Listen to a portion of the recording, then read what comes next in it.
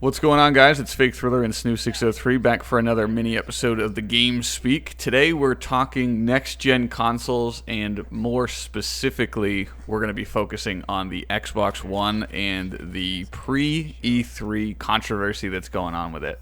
If anybody is like us and signs onto the internet once in a while, you'll find that it seems like everybody is burning Microsoft flags and, you know, disowning any attachments to Microsoft.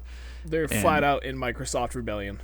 Yeah, and I guess I sort of want to go over whether or not this is internet snowballing, or if the issues are as big as everybody's making it out to be, or if this is just like everybody jumping on the bandwagon now. So I think the first thing we should talk about that people are all worked up about is the always on Connect, and combined with that is the once a day connecting to the internet type thing. Right, which essentially means that you have to keep your Xbox plugged in at all times. Because who's going to unplug it and then replug it back in every single day? No. Right. Well, I mean, the idea is you could unplug it for like 7 days if you wanted to, and just the next time you plug it back in, it needs to be able to connect to the internet before it is useful. That's true. But yeah, again, it's like they're making it such a hassle. Oh man, I just feel like Microsoft has just made a huge misstep, followed by an even bigger misstep with everything going on with the Xbox One, especially regarding this. Like, well, now can we like be civil and come to the agreement that they're not like doing this so they can spy on us, right? Like nobody actually believes that Microsoft wants to get, you know, like wiretapping your living room. So actually, you know what, now that I'm just talking about this, I remember reading an article a few weeks ago where they were talking about analyzing things that you say, I think over Skype or something like that, and then directing ads based on what you talk about to you. Right. Which is fucking creepy. Yeah, it is spying, but it's not like, you know, the tinfoil hat conspiracy theory spying that some people seem to think it is. Yeah, you're not going to get a knock on your door the day after you say, like, President Obama is the bomb. Exactly. I don't know. Maybe they are indeed doing that. I guess I could see it, but at the same time, I just don't think it's actually happening. Who knows? What I was trying to say is it's probably Microsoft is just looking to enhance the overall capabilities of the Xbox One, and to make it all that it can be, it requires a steady internet connection. That's like the bottom line, right? Right. Because it's all these great services that are all internet based. So it wants to be connected all the time. Right. It is really weird, though, when you think about it, because, like, it's their whole approach. And I understand that it's a business. And I know we go over this a lot, but we have to reiterate it because, and I don't mean to offend anyone when I say this, but a lot of our audience, and I think the majority of the YouTube audience, is of a younger generation, you know, like high schoolers or maybe even middle schoolers, and a lot of you guys just don't really appreciate / understand how business works. And at the end of the day, Microsoft is a business, and if you're not profitable, then what are you doing? However, you cannot go about trying to chase down another group of customers and alienate your existing like core support customers as it is right now. So their overall approach is, it seems like they're trying to shoot down two birds with one stone, but and that's what started this snowballing, was the Xbox One reveal didn't focus enough on gaming, right? So it rallied the internet against it, and then now people are nitpicking every possible thing that they dislike. They should have flip-flopped how they approached it, because who knows, maybe E3, that's all they focus on is like everything gaming-wise. But to me, that was a massive misstep, because when it comes to gaming consoles, who are the people that are stoked about it? The gamers, the regular, you know, Jim Bobs that are considering getting into the whole tech-savvy things of life don't really give a damn about it. They just think, oh, it's a video game console. Well, I don't really care. So what they should have done from the get-go was they should have appealed to the gamers first. They should have mentioned fucking anything that they talked about in this whole Microsoft Xbox One reveal. They should have just specifically talked about what it's capable of gaming-wise and built the hype around their existing core support customers. And then from there, like E3, again, first kind of start with that and then bring out all the other big things. Because E3 is a big event that not just gamers can understand and kind of, it's a name that general public, people have an idea of what's going on. They think E3 and they hear, oh, okay, well, that's...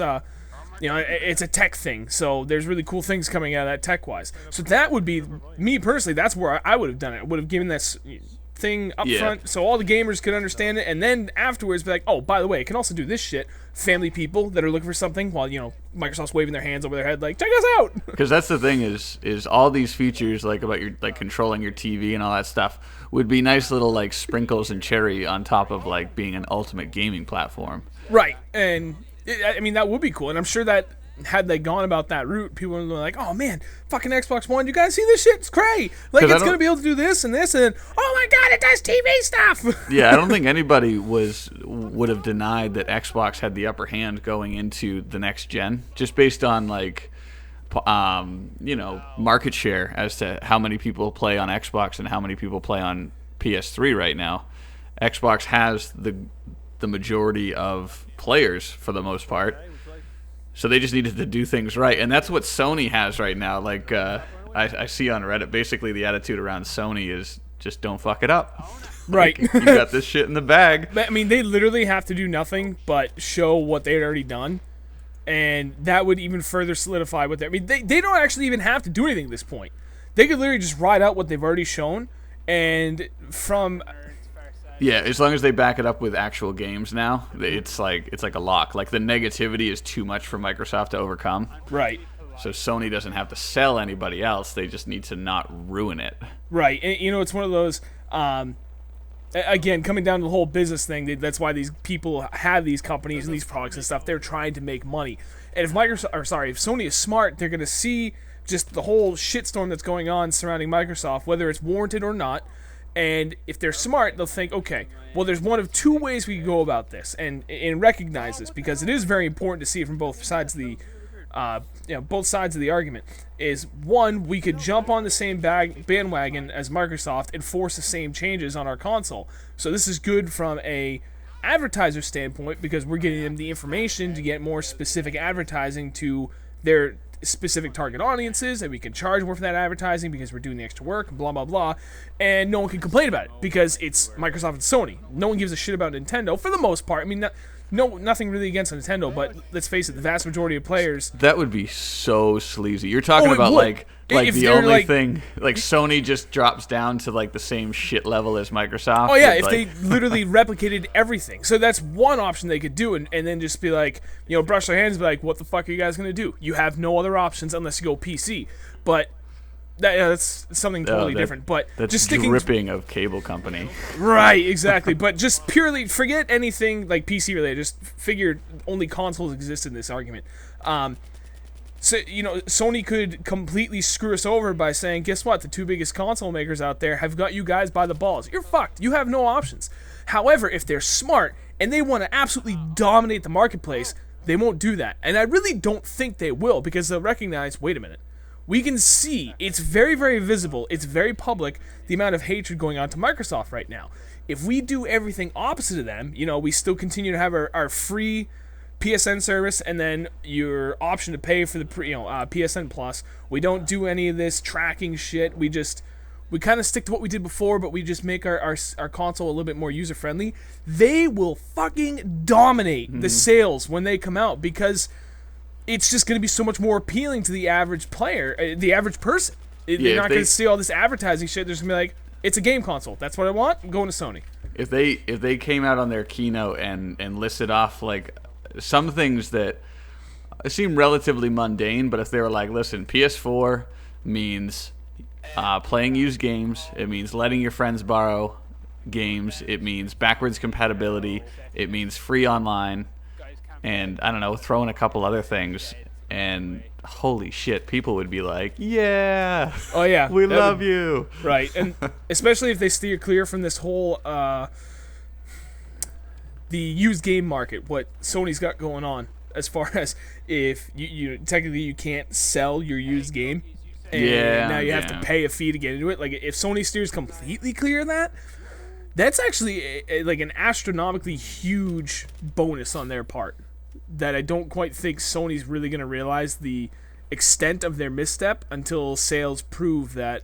See, what they see is how much money GameStop makes on a yearly basis, and they look at that as lost revenue for their platform. But what they don't see is the inherent backlash that will come from the community when you take the ability to borrow games and sell games away. Right. I think they do see it, and it's one of those risk-reward things. You know, kind of similar to how car companies weigh the risk-reward of, do we keep paying out settlements on this problem that we clearly know about with our cars, or do we go for a total recall and see which one costs us less? I think they saw that. They're like, okay, GameStop is taking a huge bite out of our potential revenue, so fuck them, we're going to do this ourselves instead. And yeah, we'll probably lose a lot of customers, but the money we gain back from doing this will come out, you know, like plus 20% on our revenue or something like that. Right. So it's a positive, we're going to go with it. All right, so I want to change the track back to some of the hate that Microsoft's getting, and I want to talk about one issue specifically, and that's the idea that people are so mad that it's always on, and they're worried that it's going to be listening to you and everything. But is the real problem the fact that it's always on and things could be listening to you, or is it just like they want to find something else to hate on? Because my PC has probably been on for 8 or 9 days straight, and I have like 3 microphones plugged into it, and those are all always on, and it's always connected to the internet. Right, but the key difference here is that your PC is not targeting you or tracking you, for lack of a better term, whereas that's the whole reason, the sole purpose to why Microsoft's going to do this. They are targeting you and researching you to better pinpoint how to advertise towards you. And that's not so much as an invasion of privacy. I mean, it is, but more so it's just like advertisements are a thing that we have to deal with. But can we draw a line somewhere, guys? Like, to the point that you're going to fucking listen into everything I say nonstop so you can further specifically target what the shit that you're going to throw in my face? Like, yeah, but that's not the worst thing in the world, because like I just went shopping for a new power supply for my PC on Amazon, and now all the ads that play or on the sidebar of YouTube and stuff are like computer components. Right, but there's a difference because you are purposefully using your PC and you are purposefully searching for a specific part. So if all your search results are if all the advertisements end up being a reflection of your search results, whatever, who cares? You knew what you were doing. You went in, you hammered away at your keyboard and mouse, and you were specifically looking for something.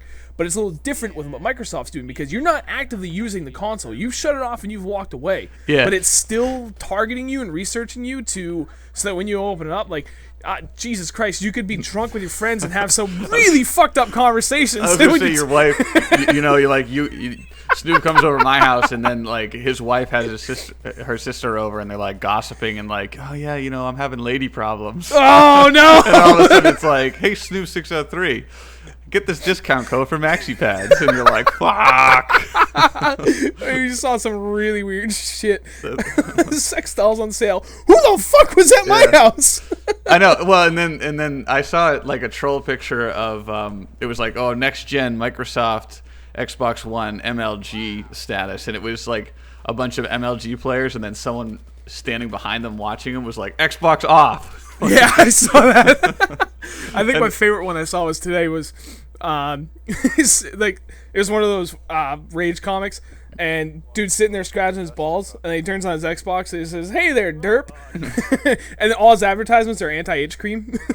Yeah, well, that's the thing is like I could come over to your house, and then like you're like, oh, I gotta go to the bathroom, and I'm like, tits, balls, ass, fuck, like right into your Xbox, and then next time you turn it on, it's like, what's up? I got your porn ready. Right. Actually, I can find that really convenient. No, think about it. Yeah. Xbox porn. Right. Xbox masturbate. That'd be funny though. That's actually kind of cool if you could be like code words like Xbox code wank, and it's like it brings up what you're doing. Xbox FAP30. Yeah. This is FAP30 code red situation. We've got less than 5 minutes. Right. Bring the heat. doing some really fucked up shit. I'm feeling weird. All right, so I think we managed to turn this around and prove that Xbox Connect is going to be useful for everybody. So Yeah. all right, I think we are going to end it there, though. I'd be interested to see what you guys think down in the comments. So if you wouldn't mind, let us know, and we'll see how this whole thing plays out at E3.